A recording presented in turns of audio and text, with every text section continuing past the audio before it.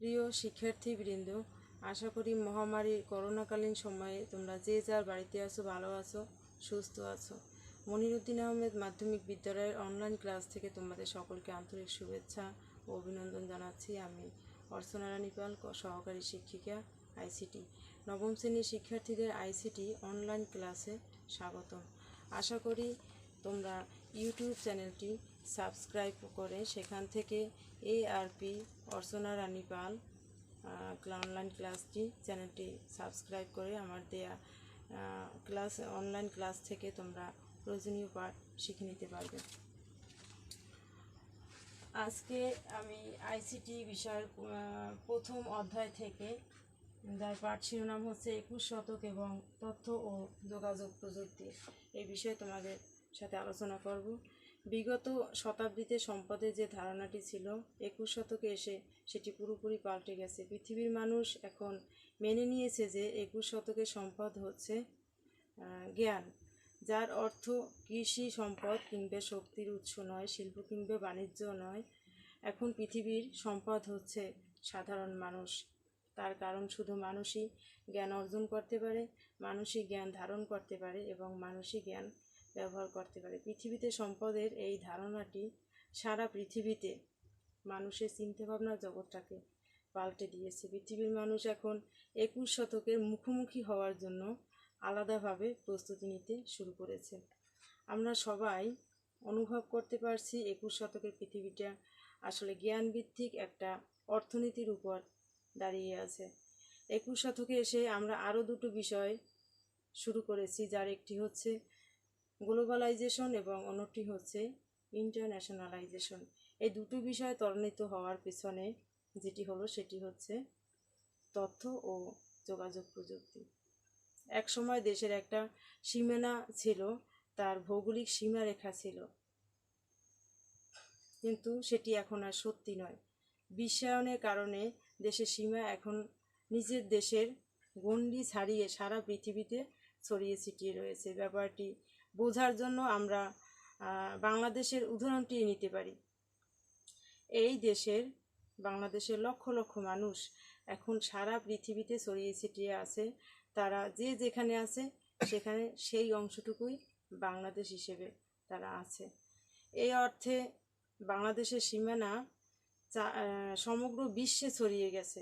আমরা বাংলাদেশের অধিবাসী হয়েও আমাদের এই বাংলাদেশের যারা বিদেশে গিয়ে অর্থ উপার্জন করে, তারা এই দেশের অধিবাসী হয়েও তারা অন্য দেশের নাগরিক হয়ে বেঁচে আছে। আন্তর্জাতিকতা এখন নতুন পৃথিবীর একটি অলিখিত নিয়ম হয়ে গেছে।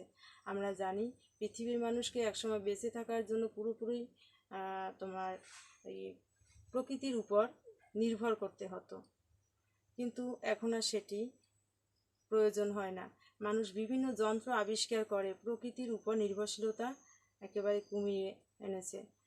অষ্টাদশ থেকে শিল্প বিপ্লবের পর মানুষ যন্ত্রের উপর নির্ভর করতে শুরু করেছে। পৃথিবীটা অর্থনীতির একটা নিয়ন্ত্রণ এসেছে এই যন্ত্রের উপর নির্ভরশীলতা থেকে। পৃথিবীর বিভিন্ন জাতির মানুষ শিল্প বিপ্লবে অংশ নিয়েছিল।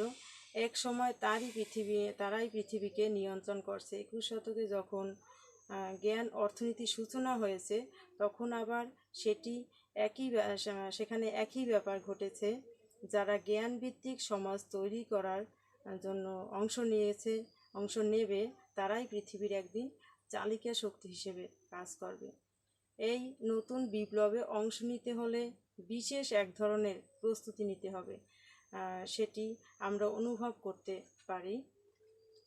যদি আমরা বেঁচে থাকার সুনির্দিষ্ট দক্ষতাগুলো দেখতে চাই, তাহলে সেগুলো হচ্ছে পারস্পরিক সহযোগিতা মনোভাব, যোগাযোগ দক্ষতা, নাগরিকত্ব, সমস্যার সমাধানে পারদর্শিতা, তারপর বিশ্লেষণী চিন্তন দক্ষতা। সৃজনশীলতা এখন একটি তথ্য ও যোগাযোগ প্রযুক্তির পারদর্শিতা হিসেবে কাজ করে। সত্যি কথা বলতে তথ্য যোগাযোগ প্রযুক্তিতে পারদর্শিতা সবচেয়ে প্রয়োজনীয় দক্ষতা হিসেবে এখন খুব দ্রুত স্থান করে নিচ্ছে। 21 শতকে টিকে থাকতে হলে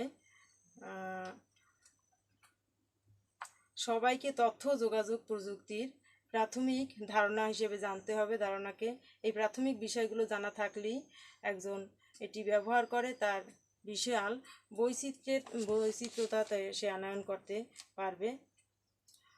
একজন যতক্ষণ পর্যন্ত এই তথ্য যোগাযোগ প্রযুক্তি ব্যবহার করা না শিখবে, অভ্যস্ত না হবে, ততক্ষণ পর্যন্ত তথ্য সংগ্রহ, বিশ্লেষণ, সংযোজন, মূল্যায়ন করে নতুন তথ্য সৃষ্টি করতে পারবে না। আর যতক্ষণ পর্যন্ত দক্ষতা অর্জন করতে না পারবে, ততক্ষণ পর্যন্ত এই দক্ষতা 21 শতকের দক্ষ নাগরিকতা হওয়ার প্রাথমিক দিক নির্দেশনা দেবে। তবে সবাইকে মনে রাখতে হবে, এই পাঠ্য বই এবং শ্রেণীকক্ষ কিন্তু শুধু নতুন পৃথিবীর দক্ষ নাগরিক হওয়ার একটি ক্ষুদ্র অংশ। শিক্ষার্থীকে অবশ্যই এই পাঠ্য বই এবং শ্রেণীকক্ষের গণ্ডি পার হতে হবে। দিক নির্দেশনাটুকু নিয়ে তাদের নিজের মতো করে তথ্য যোগাযোগ প্রযুক্তির জগতে পা দিতে হবে। আজকে এ পর্যন্তই। আগামী ক্লাসে তোমাদের সাথে দেখা হবে। সবাইকে ধন্যবাদ।